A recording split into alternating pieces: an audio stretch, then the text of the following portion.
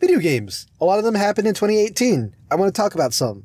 Of the ones I played, well, I want to talk about some of the ones I played. Well, ideally, I would like to talk about more of them, but I don't have time. And I don't really want this video to be too long. So the following are my thoughts about various games that I played to varying degrees in 2018. There are timestamps and such in the description, you know the drill by now.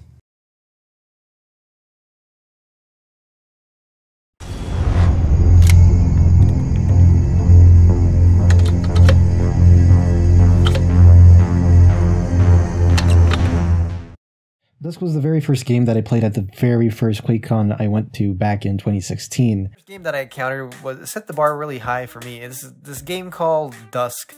I was charmed by its low PS1 Quake-esque graphics. At the time, there was only a simple survival wave base map, which I don't think is there anymore. Talking to Dave Szymanski about his game made the game feel more human to me. It was nice following the game from the moment when it felt like very few knew the game till now when the game was released. And the final game is just amazing. It actually does what many other retro shooters try to do, but it actually does it. They call back to an earlier time of FPS games, but also improve upon a lot of dated design. The sense of scene in this game is superb, making it probably easily the scariest game I've played in a while.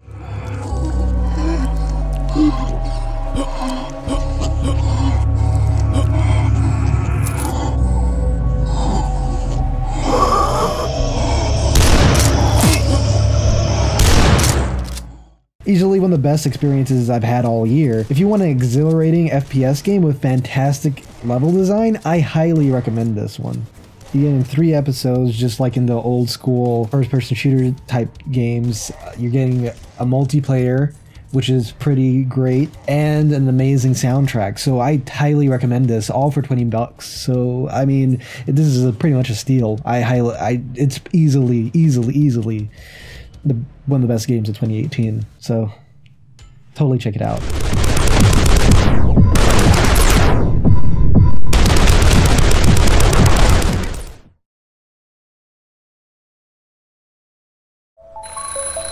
This is John. John has an ordinary life. Getting up in the morning, getting clean. When writing this bit, I was really stuck with a huge long problem, whether or not I should make a dick joke. It would be the first one on the channel, so it has to be special. I mean, you always remember your first one. Well, as hard as it might be to believe, but I'm actually going to talk about Genital Jousting. It's a game that, since its original coming onto the early access scene, enlarged itself to include a pretty entertaining story mode, which had the ever important life lessons that just because you're a dick doesn't mean you should be a dick. When I first played the multiplayer portion, I felt as if it was pretty limp with explaining things. But the absurdity is part of the humor for us 12-year-olds such as me who still laugh at dick jokes.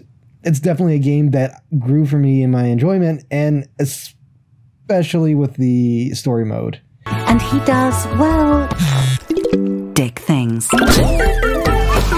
Just so many dick things.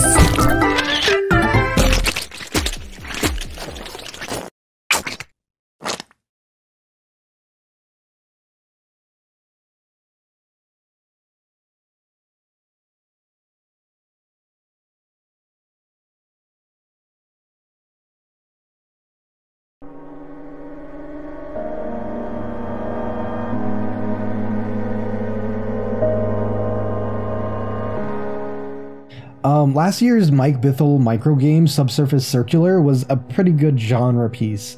As a science fiction mystery adventure game, it did a really good job of building an interesting world and posing interesting questions about life, which is what good sci-fi really does. This one, Quarantine Circular, is very similar, but it also sets itself apart. An alien lands on Earth during a world-wiping apocalyptic plague that kills much of the human population. There is a mystery dealing with the alien, yes, but unlike Subsurface Circular, there's actually actions to be taken and consequences for those actions. There's many different endings you could have, many different branch points. It kept me on the edge of my seat throughout the whole game. I didn't know what was going to happen next, which was really exciting. I highly recommend this for people who want a quick, self-contained experience.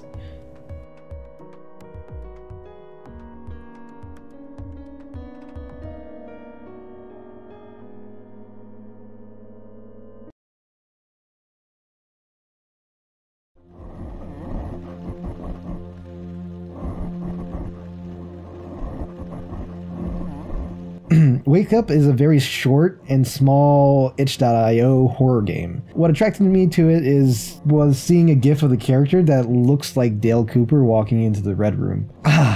This is Twin Peaks fan pandering, but I just had to play it to see. And it's a very atmospheric game. I think ever since I played Paratopic this year, I was a sucker for PS1 style graphics. It does have a very similar repetitive dreamlike nature to it and some interesting puzzles. It's free and really short, so you should really give it a whirl if it looks interesting to you.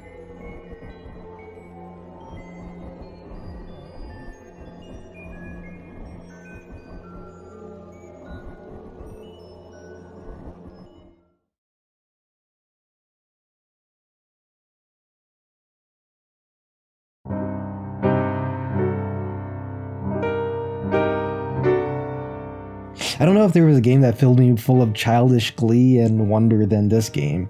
I know it looks very simple because it is. The Haunted Island of Frog detective game is an adventure game, yes, I guess, really. You're a detective that is also a frog, tasked with discovering what's making the spooky noises coming from the cave. What follows is an adventure filled to the brim with just the most childish humor, and I giggled my way through. Because apparently I have a soul of a 9-year-old, it's really short and better for it. There is definitely a lack of games in this style. I really hope that more people pick up on it. More short, adorable comedy games. There is a tease for a sequel, which I really hope Grace Bruxner gets around to doing.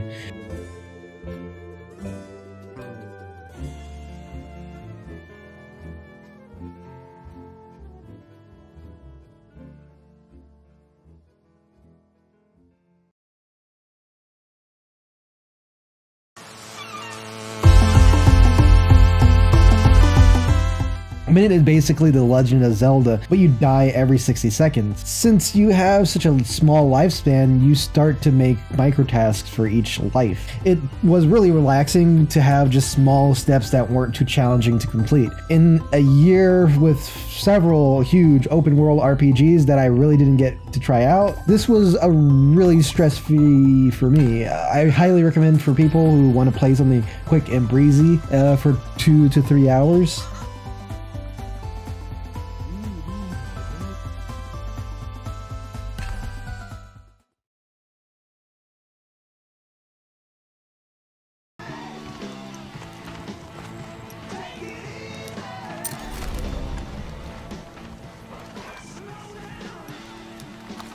I've already talked about how disappointed I was with the story of Far Cry 5, but the gameplay here is just good. I mean, it's nothing really to write home about. There's something about just using a bow and some knives to take down a whole outpost. The two highlights of this game to me are the outposts and the new prepper stashes. A new thing to the series is the removal of towers. This makes it such that the rare times you do get up high, it's really dizzying. One of my favorite things to do in this game is when taking out outposts would be to airdrop in from a nearby waypoint. Find a high ridge on the way there and just snipe everyone in that camp. Probably the highlight of this game are those prepper stashes. These are the small, contained stories that offer some challenges. They're not actually that hard, though. They tell these really nice micro stories and are pretty creative. Overall, Far Cry 5 is just a huge mixed bag. I really liked specific things about the game, but everything together didn't really meld together. Walk anywhere and 5 different systems smack you in the face so that you can interact with them. The random crazy encounters with bulls and wild animals are turned up 5 degrees. It really feels hard to do anything without being interrupted. It does have some of the best outposts in the series, but mainly mindless fun for me. Nothing to really write home about.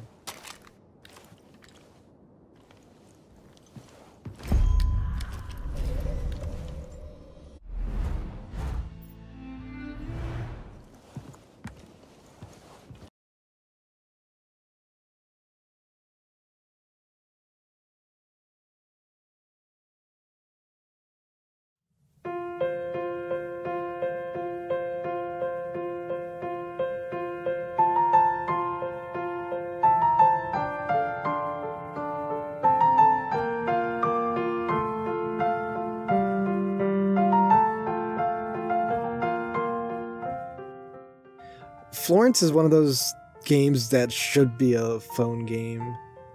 A lot of times that would be some sort of disparaging statement, but I say here it's a positive one.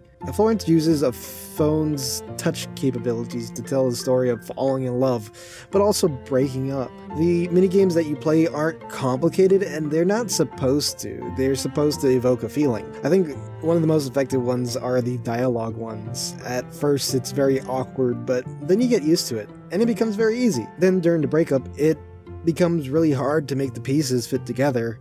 Eventually the pieces can't fit at all, and no matter what you do, it becomes really clear what must happen next. I highly recommend this. It's out on both iOS and Android, so you should totally give it a shot.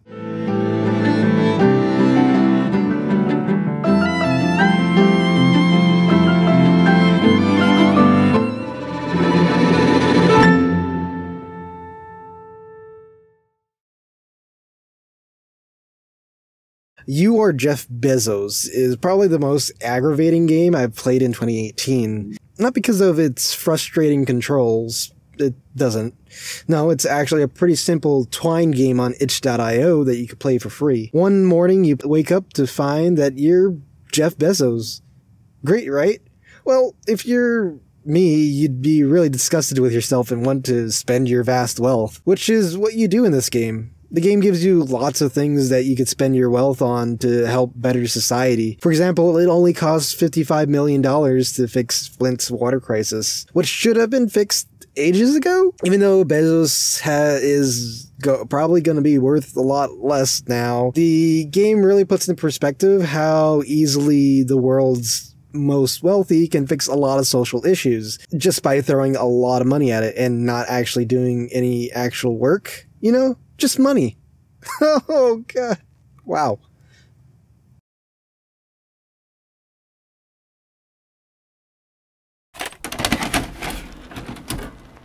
There's something about dreams that finds me drawn to them. Whenever media accurately portrays what that is like, I'm immediately drawn in. And Paratopic really called out to me. I originally only played it because I saw a screenshot of a woman standing in the hallway and was immediately disturbed for some odd reason. And man, once I played it, I felt as if I was hooked. I felt like I was in some sort of weird trance. Just like a dream. I was sleepwalking. It's definitely a game that wasn't what I thought it would be, but I really like the risks and unorthodox storytelling that it does. I'm not being very specific about this one because I don't want to spoil any surprises, but if you like a lot of what I like, if you're a fan of Lynchian horror, I'd recommend giving this a whirl.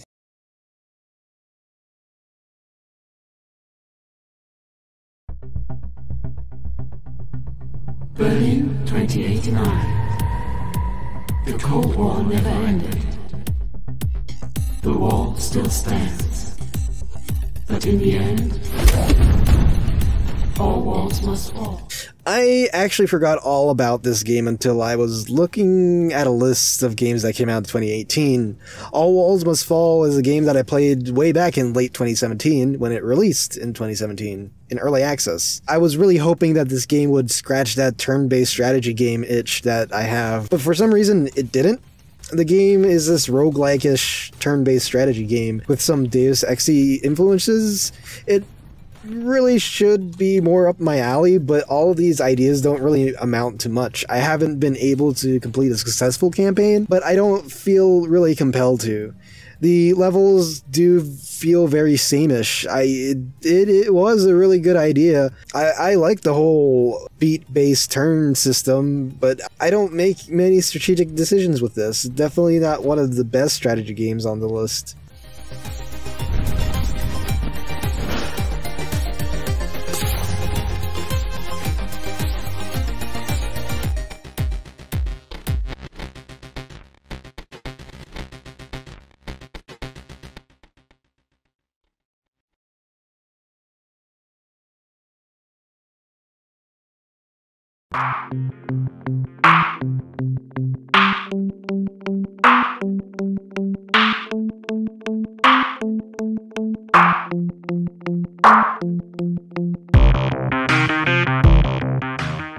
Zach Johnson and Tom Francis have both pretty much my big takeaway from Fortune 499, and I'll repeat it here. I don't remember the last time I was instantly charmed by a game as much as I have by Fortune 499. The visuals, the gameplay, the tone, and the music are really up my alley. You play as a fortune teller named Cassandra, who must use fate to banish monsters from her workplace. And if only if I could do that. The workplace humor and just how it plays is very comfy. The strategy in the game involves pulling cards from your deck. The combat system in this game is abstracted and represented by rock, paper, scissors. So if you win, you attack that person. Tie, you trade blows. Lose, you get a hit. On top of that, there is a system of fate. These cards try to predict how much more likely an attack is to occur. You can pull up to 4 cards at a time, but be careful because you can potentially muddy up any prediction and make it so that you're still not really sure which one they will pick. But still, for the most part, you have a 2/3 chance to do damage on each turn. And there's a lot of strategy and different systems at play here. Different enemies have different buffs and styles, so if you know a certain enemy you're going to fight has a really strong rock, you might sort your deck so that they're more likely to choose scissors or paper. Or if you have a strong rock, you might put a bunch of scissored cards in your deck. It's a really deep game with a lot of strategy, to which I really enjoy. I wish I had this on Vita, or I'd play this more often.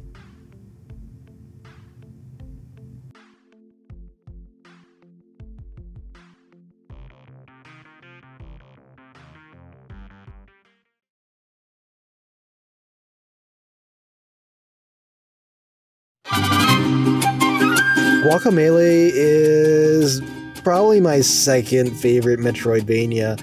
I played probably right after Arkham Asylum. The whimsical world and challenging platforming has kept me coming back to it over and over. Also that it's a really nice co-op game that for drop-in, drop-out play. So when a sequel was announced, I was really excited.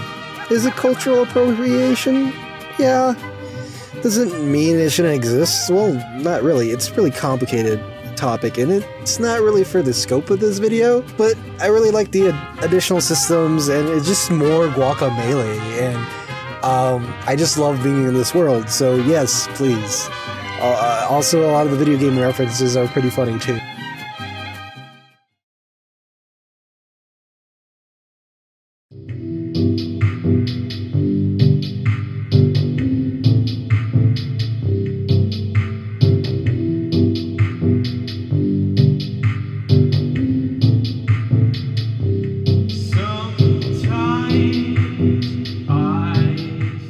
Speaking of breakups, Heartbreak High is all about it. Somehow you found yourself dating everyone in high school, and well, you've got to break up with everyone in 40-ish minutes to complete your task. I like how it ends up being a speedrunning game with different multiple paths. It doesn't really make you break up with everyone. if you choose to. There's, like, multiple ways to play. It's hilarious and charming in a game that totally scratched this sort of masochist sadist part of me, but also a bit of compassion. It's just a lot of fun and nice to play in short bursts, perfecting your run and figuring out different paths. The game also switches up the genre on you a couple times. It's just a lot of fun. While everyone was playing multiplayer dating sims, I was just playing this speedrunning breakup sim. I didn't really have a chance to play Monster Prom, but hey, maybe one day. But I'm really happy with this game.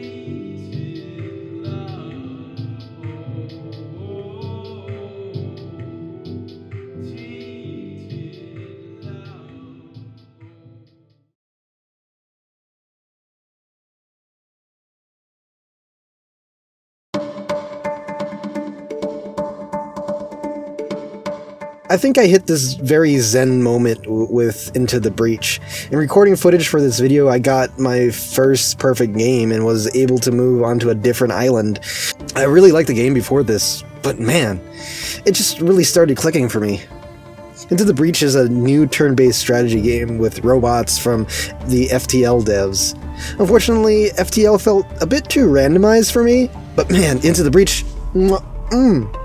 it's just a beautiful, delicious strategy game. I wish it was on tablets or something, but I'll just take it for what it is right now.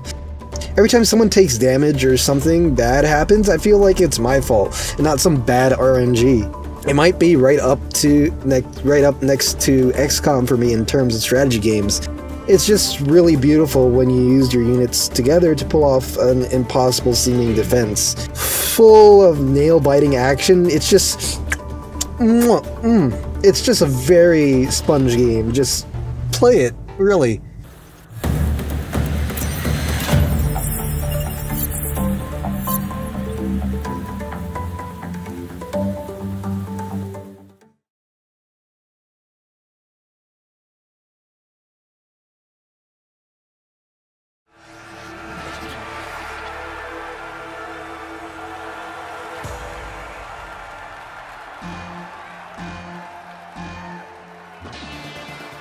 I feel like this game is criminally underrated. Easily one of the best multiplayer experiences that I've had all year that I haven't been able to play with anyone at all, which is really sad. Roll 7 of Ollie Ollie and Not a Hero fame took a really big chance with this one, and it didn't really pay off.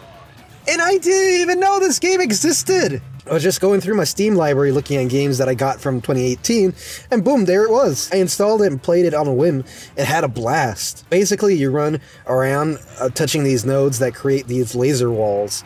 If you touch them, you're temporarily eliminated until someone can revive you. It's very simple, but with lots of depth. I know that it's not exactly similar, but playing this game gave me flashbacks to playing Grid Runner back in the day. You can have special abilities which do several different things, such as make you faster or give yourself a shield. It's very simple with lots of depth. Oh, at first I was like, oh, this is cute, till the moment I shocked an opposing player. Then a wall came and eliminated them. Then I started to think in these in-depth strategies. I started timing my shocks so that it stuns them when a wall is coming, or when we're both dashing towards the same node, or revive, or their power up has charged and I don't want to be killed. Some really galaxy brain strategy occurred when I realized that if my teammate's slice attack was charged up, when I shocked someone, they would move in for an easy elimination. You could totally clear the board with this one move. And I've just been talking about the depth of this one ability. Just play this game, it's really nice. It's a really nice game that doesn't deserve the fate that it has right now. But hey, at least it has bots.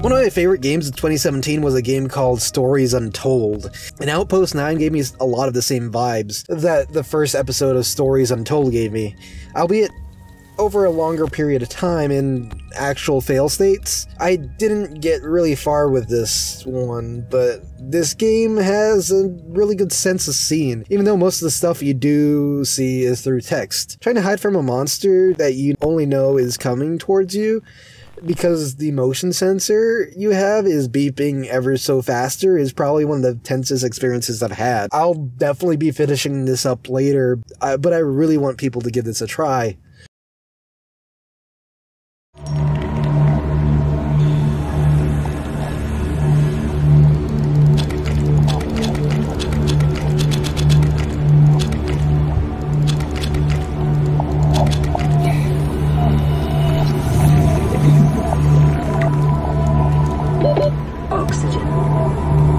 Subnautica is a really good game, and is a game that many people recognize as a really good game. I'm just really putting this here so that I can include it as some of the most amazing sound work I've heard, and it's probably the most engrossed I've gotten in a survival game since Minecraft. The sense of atmosphere and always having clear objectives really made this a great game. I do have a gripe with it though.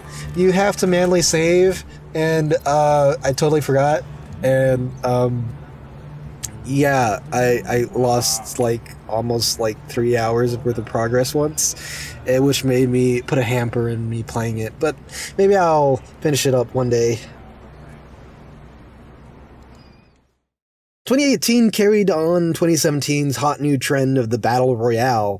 Fortnite grew to tremendous heights, and well, a lot of other people tried to get a piece of the pie. Some tried making serious attempts of making a new Battle Royale, either by injecting an existing game's mechanics into a Battle Royale, or coming up with new and unique ideas that create for an interesting experience.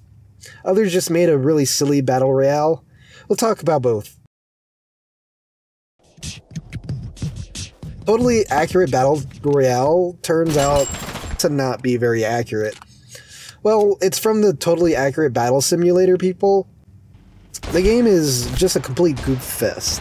Your walk, your outfit, heck, the way you shoot is just really goofy. I haven't had a lot of success with this game, but it still gave me a lot of giggles. Cuisine Royale is a jokey battle royale based off of a very detailed MMO World War II shooter.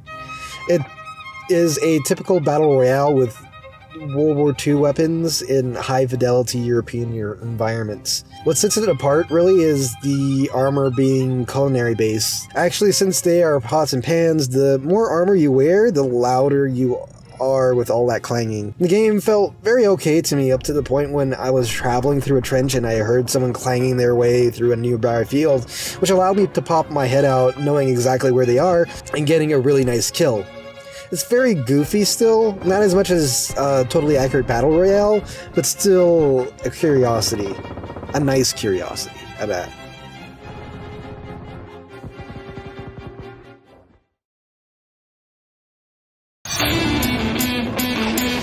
Realm Royale is basically a Paladin Battle Royale.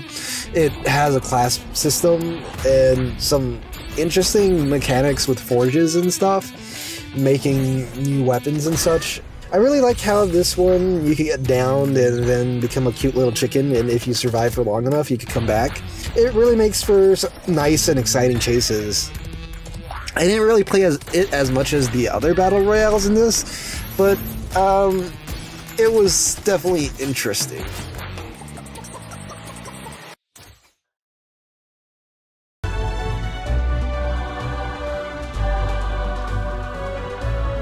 I think in 2017, PUBG was the multiplayer game that I spent most of my time with. Well, it tends to be whatever your friends is playing at the moment, and then it was a lot of PUBG. That continued into this year with PUBG Mobile. At first, it was a nice game to play a match or two before bed. My friends aren't too big with mobile games. Also, it's really hard to stream mobile games, so it wasn't really a big get-together game. That is until someone found an emulator, and it really brought in some new life to the game. It's PUBG, but it feels more arcadey. I swear to God, there's a auto-aim snap to, kinda. It feels more prevalent in the mobile version than the emulator, because with the emulator you're using mouse, but I swear there is. You feel a lot less of its armor roots.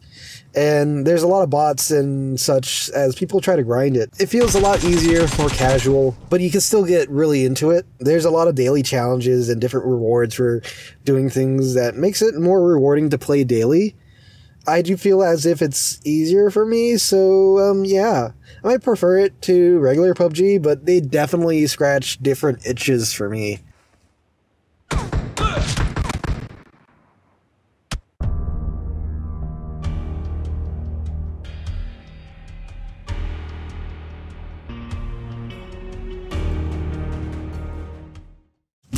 Also, I'm going off the cuff on this one, but I also played 48 minutes of Assassin's Creed Odyssey. Why did you play 48 minutes? Well, I did get into the Google Stream beta, Google's new streaming service for games, and they said, hey, play an hour of Assassin's Creed Origins, and we'll give you a copy of it. I was like, cool. So I was like, I go home, load it up. Oh, wait, my internet's not fast enough. Shit. I go to the nearest Starbucks. Okay, internet's good here. I don't know how. I get to play 48 minutes of it. And then I had to do some other stuff, so I stopped, and then I left and went back home.